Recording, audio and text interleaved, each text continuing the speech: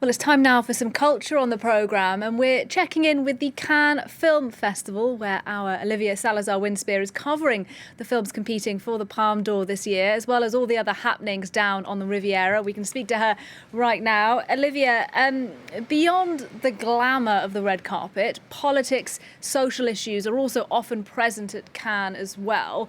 And you've been checking out one film that takes a look at a dark period in Algeria's history.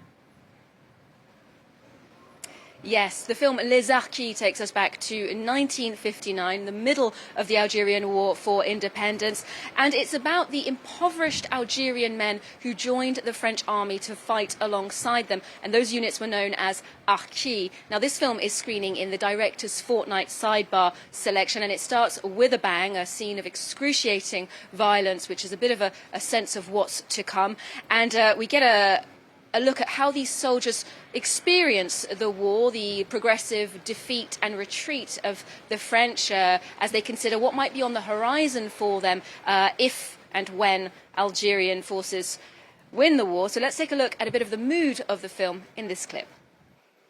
Qu'est-ce qui est prévu pour nous? On va bientôt savoir. Pour le moment, le capitaine fait que répéter que la paix est signée, que vous ne risquez rien et que les Félagas n'oseront pas s'en prendre à vous. Alors qu'il reste avec nous, Louis aussi, quand l'armée s'en ira. على حسب ما فهمت راه يقول فرنسا راهي رايحه وغادي تخلي البلاد للفلاقه. صح ما يزيدوش يستحقونا. راهي فرطات فينا ورانا حاصلين. Qu'est-ce qu'on va devenir? Si l'armée s'en va et on le laisse ici. Mon lieutenant, emmène-nous en France. So as you can see, director Philippe Faucon raises some important questions about France's responsibility to these recruits and the dire and really quite violent, extremely tragic consequences for these men who were to be considered pariahs, traitors in the new Algerian state. And this is a very timely, very pertinent film because this year Algeria is marking 60 years since independence in July. And of course, many of the issues that are touched upon in this film that are to come over the next 6 decades, immigration, politics, religion, are still very much with us today in France and Algeria. And Olivia, there are other sidebar selections as well beyond the director's Fortnight. Just tell us a bit about some of those. Yeah, I've been checking out the International Critics Week. Now, this is a section that was set up in 1962. It's organised by the French Union of Critics, and they like to scout out new talent. So these are a lot of first or second feature-length films. One debut that particularly impressed me came from Franco-Portuguese director Cristel Alves Meira. This is the story of a little girl, Salome. The name of the film is Alma Viva. Salome goes to stay with her grandmother in a village in northern Portugal, a very rural place. And when tragedy strikes, some metaphysical disturbances, let's say, reveal the divisions, the prejudice, and some of the superstitions in that quite isolated community. Let's get a look at the assured performance of that very young actress, Lua Michel, in this clip. Para que fojam os demónios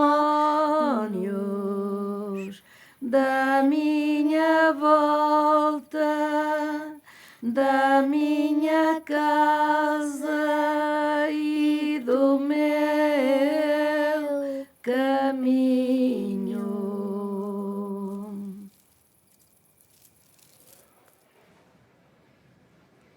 There was a very sweet moment at the premiere of this film when the director very warmly thanked her leading lady, who is in fact her 9-year-old daughter. This is a very sensitive and thoughtful portrayal of Portuguese society. It touches on some very important issues about human relationships, some issues about misogyny, even witchcraft, and both professional and non-professional actors are involved here, and their performances are across the board superb. What's interesting to note is that Cristel Alves Meira got her start at the Critics' Week here in Cannes. Her short films had caught the eye of the organisers, and then she participated in the Next Step workshop, which gives institutional support to young filmmakers. So that's a young, up-and-coming female filmmaker who we hope to see more of in the coming years. And on that note, Olivia, film festivals around the world have been under pressure in recent years to bring more women into the spotlight. What sort of initiatives are we seeing this year?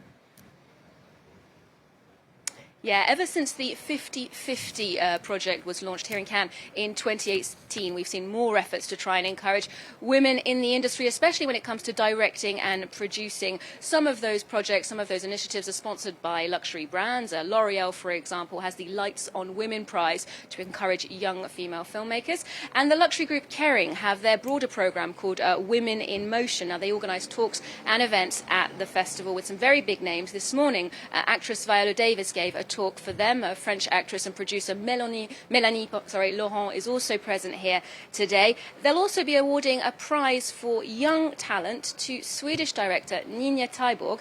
She got a lot of attention last year for her film Pleasure, which focused on the porn industry, and she'll be receiving €50,000 as direct financing towards her next cinematic project. So that's a great boost for people getting their start in the industry.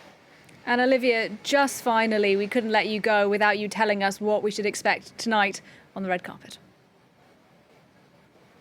Well, tonight in competition we'll have Armageddon Time from director James Gray. Some big Hollywood names there on the red carpet. Anthony Hopkins, Anne Hathaway and Jeremy Strong, we're hoping for, because they're starring in the film.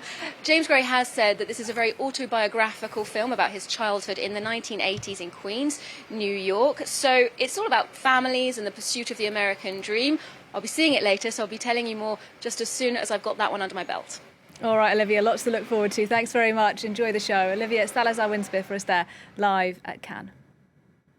Thanks to you as well for watching France 24. It's time for a short break from us here in the newsroom, but do stay tuned. Much more still to come on this hour of Live from Paris.